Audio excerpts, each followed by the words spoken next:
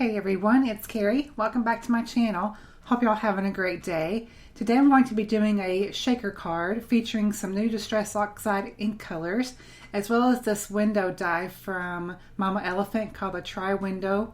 And I'm going to be, like I said, using some new colors of Distress Oxide inks. I was really anxious to play with them today. I've got a piece of Canson XL watercolor paper that I have cut down into two different panels because I'm going to be inking up both panels, one from my shaker window as well as the backer of the card. So I'm going to go ahead and smush down the three colors that I chose, which is this Twisted Citron, Peacock Feathers, and Salty Ocean Distress Oxide inks. And I'm going to get those colors down kind of in the order that I will obviously want them in my card. Now, I was super excited to get the news about the new Distress Oxide inks and the colors that they were bringing out. I absolutely love these colors. These are some of my favorite colors of the whole entire Distress line, which being Salty Ocean, Peacock Feathers, and Twisted Citron. I love blues and greens together. It's just a little bit of a dream, if you will, of colors together. So I'm just going to go ahead and, since I've got my colors smooshed down onto my craft sheet here, I'm going to take my Distress sprayer and spray that really liberally. And then I'm going to take one of my panels that I cut down of my watercolor paper, and I'm going to go ahead and just lay this down right in the middle of all of those colors and kind of smush them together. And as I lift this up, you will see such beautiful colors as they are whenever you lift all this up. So I'm going to go ahead and speed up the video because this did take me some time to go ahead and create these backgrounds, because obviously I heat set them, then I applied more ink, then I applied more water, that kind of thing. And then you know the process. If you've done this technique before, you know it takes a little bit of time to get a little bit of the color variation that you want. So, and of course, obviously it's never going to be the same. But as I was doing this, I wanted to, on purpose, keep that Twisted Citron color where it was. I didn't want to add too much to it at the top there because I absolutely love how that turned out. So I wanted to keep majority of that as much as I could as I was adding color toward the middle and bottom of the card. So as you can see, I kind of intensified that just a little bit with a little bit of the Peacock Feathers, and it created a little bit of a gradient from that Twisted Citron down to a little bit more of that teal color, which I absolutely love. So like I said, I'm just going in, adding more color, then adding more water, and then I'm just drying this in between all those times that I'm adding the color, and just adding some layers here and there. And I was really, really happy with how these backgrounds turned out. Really, really fun. And I think if I could, I wish I could just bottle up what was pulled up onto that craft sheet, because those colors, especially that, if you see toward the bottom of my screen there, you see that Salty Ocean, I'll get out in a minute, of how that pulled up, and it's just such a bright electric blue. So pretty. And so I was going to go ahead and do another one of these cards featuring some more of the colors, because I got pretty much all of the new colors except for, like, I didn't get the black soot or the frayed burlap, I think it was, but I did get the rest of them.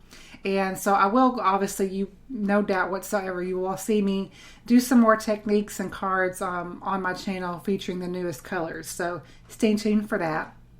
But for today, obviously, I wanted to do my more favorite colors of all of the ones that came out recently. So like I said, I'm continuing to build up this color and build up the layers, and I just absolutely love how everything turned out.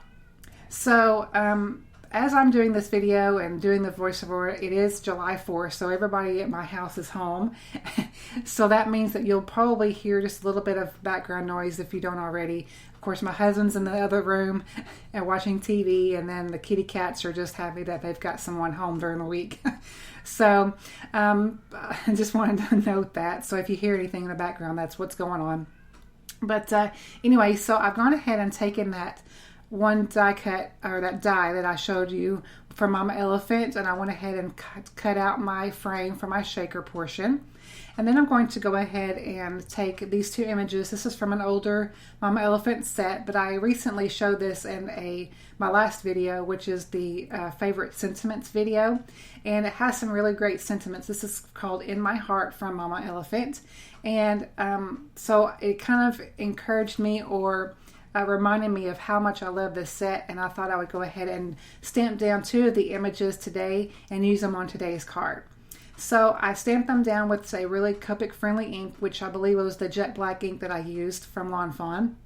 I just used an acrylic block to stamp that onto a piece of smooth white cardstock that I had in my stash. And I'm going to take some Copic markers here, and I've got all of the numbers of the colors that I used. Very, very simple, basic coloring that I'm doing today. Because these images are so small, I'm not really concentrating on adding any shading or anything like that. So that's why you see I'm basically using one color per area that I'm using. I'm not doing multiple colors of one area or that, because like I said, you obviously could definitely add some more shading if you wanted to, but I wanted to really focus more on the background that I created for the shaker more than I did want to on the Copic coloring of these images. So I'm just going to go ahead and add just a little bit of variation to this one little girl's hair, but overall it's basically one color. So once I complete that coloring, I am going to take the coordinating dies for these two images and die cut those off camera, and then we'll work on the rest of the shaker. So I've gone ahead and spared y'all the tedious task of watching me put on the foam adhesive or whatever. So I've gone ahead and done that off camera, as well as the acetate sheet for my shaker. Now I'm going to add some little seed beads that I have here of some colors that really go well with the panel there. So I've got like a really citrusy yellow green, and then a really pretty pool blue, and then a deeper green. And I thought these went well with obviously the overall color scheme that I got going here. And these really do make great, I'm going to say innards, filler, I guess is probably a better word, for the shaker, because they move around so easily and so freely. And of course, too, I did add 2 layers of my foam adhesive, so that helps too. But you see how fun that is of the 3 different colors that I used of the seed beads. So now I'm going to go ahead and figure out how I'm going to place my images onto my card. And I think you saw there that I also had 2 sentiment dies that was with this one frame. Whenever I initially bought it, it comes with the frame and it says love and then hugs. And I did die cut that out from some black cardstock off camera as well. And so I'm going to go ahead and place those in the areas where I want them on my card. And at first I was just going to leave the letters here, but I thought it would be fun. Just had a really neat moment to think, oh, it'd be super cute if I just used, instead of the V and the U and the hugs and love, that one of the little girl's arms held out like that looked like a V to me. And then, so it was just kind of a happy accident that this worked out the way it did. So I'm just going to go ahead, and I've got those laid out how I want them. So I'm going to take some liquid glue here and very carefully and very minimally put some glue on these letters, because I don't want the glue to ooze out on the sides, because I am adding these letters right on top of the shaker window here, and I don't want any of that residue to ooze out from my letters. So I'm going to go ahead and continue to add my letters as well as the little girl images onto my card. And I'm using a little pickup tool here. This is the what do they call this? Jewel picker.